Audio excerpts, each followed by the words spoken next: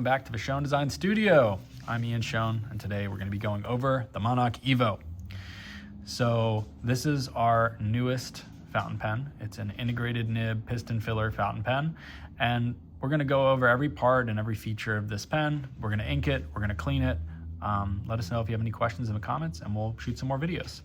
So to start off, we have our cap, which has a really cool machined titanium clip.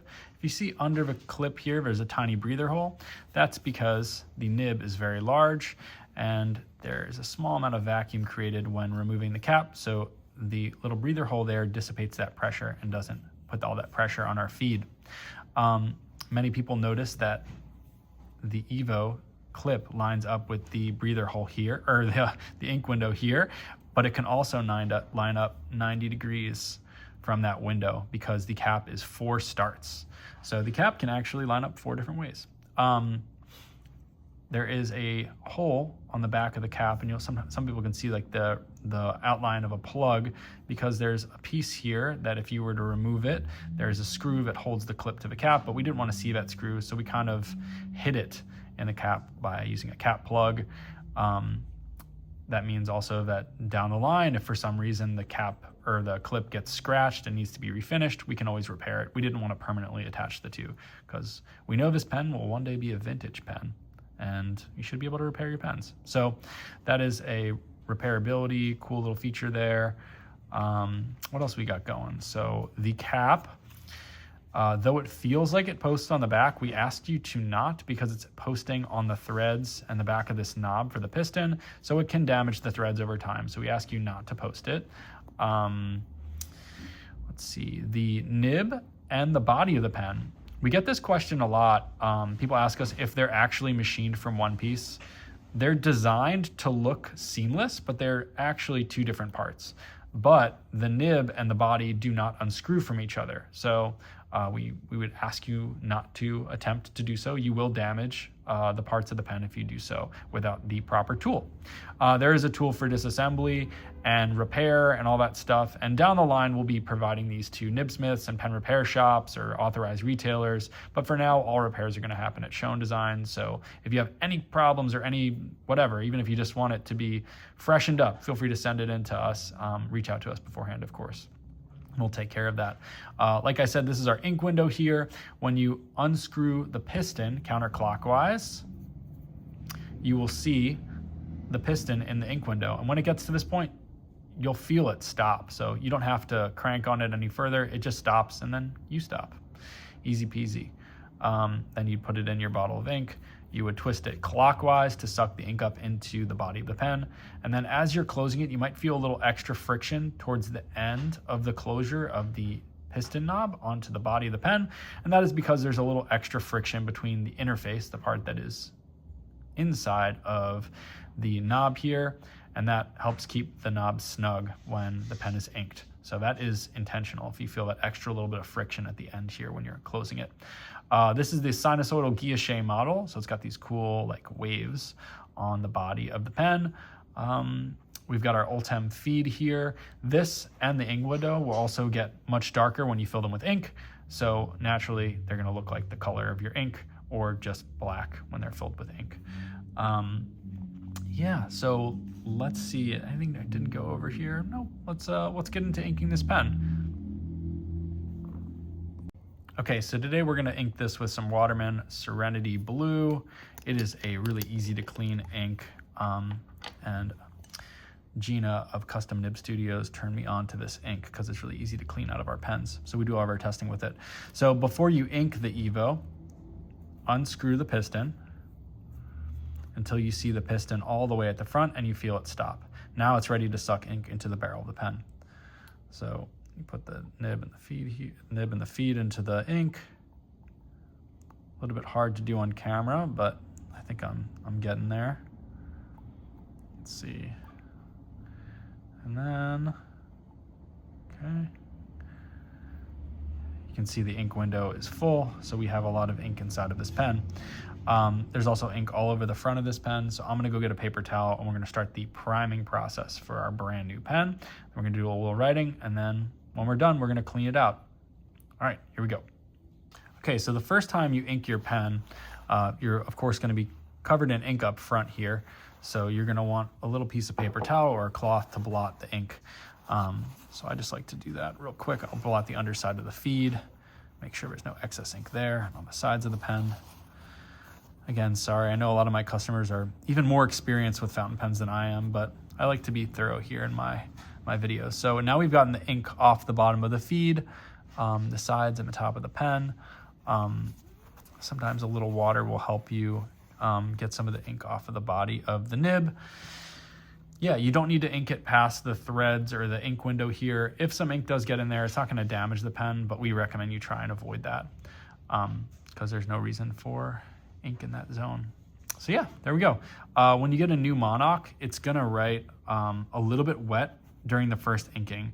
And that's because when you suck the ink into the nib and the feed, you're going to be filling the air channels, which are actually the easiest pathway for ink to flow into the pen. But we don't use the air channels to write with. We only use the ink channels in the feed design. So it's going to write a little differently during first inking than once it's kind of like settled in. So we sometimes tell people to prime the pen, which is like rotate the pen up and down a few times to get things kind of flowing around the feed, get things moving. You may notice that a droplet might form at this point. That's okay, that's totally normal. There's a lot of ink inside of the feed right now, so it's oversaturated. So I'll do this to get my feed going, and then sometimes I'll blot it again before I start writing. Yeah, and then you're ready to write. So I'll just write Monoc Evo, and I'll draw some lines. And yeah, I'm writing with the reverse of this one. This is our medium Monoc Evo, slightly finer on the reverse than on the front. This is my personal pen. It is some prototype parts, but it is mostly the same as one you could buy.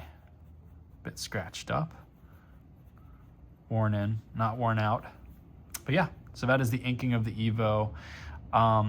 If you ever experience the pen being a little bit too wet, I would recommend blotting the pen, leaving it tip down, and then leaving it tip up, doing the priming step again. It's about 2 or 3 seconds in each orientation. That again saturates the feed and will help the airflow and the ink regulate the way that they're supposed to in the design of the pen. So yeah, if it's ever writing too wet, things to keep in mind. You definitely want to keep this pen nib up when you're storing it, or when you're carrying it around, nib up. When you're storing it, you can store it on its side, but we recommend nib up. The capacity of this pen is approximately 1.5 milliliters. That's about double a Schmidt K5, which is our converter that we use in our pens. It's a commonly found converter. It's about double a small cartridge. So there is quite a bit of ink capacity, and additionally, that's quite a bit of air capacity, right? So as you're writing down the pen and the volume of air gets larger, you're going to be more susceptible to seeing variations in the wetness of the pen due to thermal expansion of the air inside of the body of the pen. So keep in mind, if you're going from a really cold environment to a really warm environment, you could experience some burps. So if it's left overnight in a cold car and then you go into a warm office and you have your warm hands, you might experience a burp in that type of setting because it's a very extreme change in temperature. So just be mindful of those things. I think most fountain pen customers know that, but I figure I mention it because here we are making a video about the Evo. Yeah, so that's the 101 on inking. I'm gonna go empty out this ink, and then we're gonna do some cleaning of the Evo. And yeah, here we go. Okay, so I just pushed all of the ink out of the pen. I've got a bit of ink left in the feed, of course. Before you clean the pen, if there is some ink remaining inside the barrel, it's good to back off the plunger, kind of like over a trash can or into a paper towel, to push out any remaining ink before you go and clean it. It'll make the cleaning process a little bit easier. So my piston is all the way forward. We're counterclockwise, backed up all the way here. Our feed is covered in ink, so let's go ahead and blot that. You don't have to go too crazy blotting this. The feed is going to hold a lot of ink here, so it's best to just move on to your water. Let's see if I can, I can't zoom out here. All right, so you're gonna wanna suck a bunch of water up into the pen as if you're filling the pen. And then once it's all the way filled with water, you're gonna just push that water out. I recommend using a plastic Tupperware, not a mug, a ceramic mug or metal or glass, just because if you were to damage, or if you were to drop the nib or pen into the mug or glass, it can damage the nib. Though it is made of solid titanium, it is still a fountain pen nib and it is very fragile. So plastic Tupperwares in my mind are the best bet here. So yep, just do this a few times. One trick I learned when I was like making the Evo piston is that if you suck a bunch of water up into the body and you just kind of do like this, that can like really flush the piston. You're just kind of going back and forth here. And you can kind of roll it in between both of your hands and fingers, and that just like does a good number on it. Sweet. Fill it up with water, push all the water out. And then once you're done your first cleaning in this first Tupperware of water, I would recommend, it's looking pretty clean, but I'd recommend grabbing a second Tupperware of water and doing the same thing. Again, it doesn't even take that long. You're here with me on the video. We're kind of cruising through this pretty quickly. But yeah, suck a bunch of ink or suck a bunch of water into the body of the pen. You're already seeing the water come out clear. You usually see a little ink kind of pressed out of the feed during this time.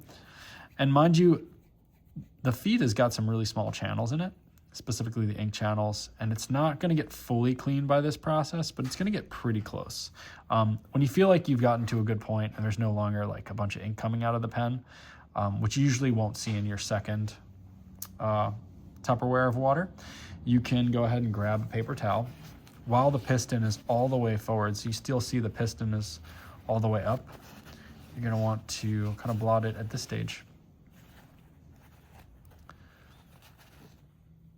All right, so it's looking pretty good. And sometimes I like to leave these overnight with the piston all the way up for them to dry out. And I'll leave it kind of pressed on a paper towel like this, so that the any excess ink can kind of wick out of the pen.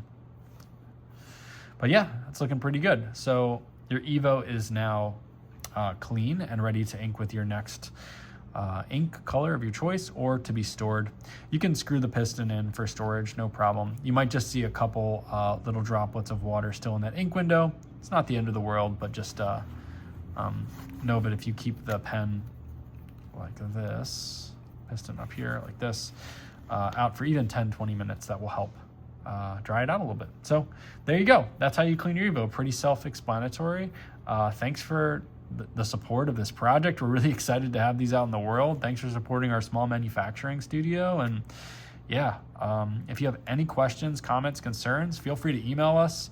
We're here for it. We love your feedback. We really appreciate it. It helps us grow. So thanks again for coming on this journey with us, making this new fountain pen. So have a great day.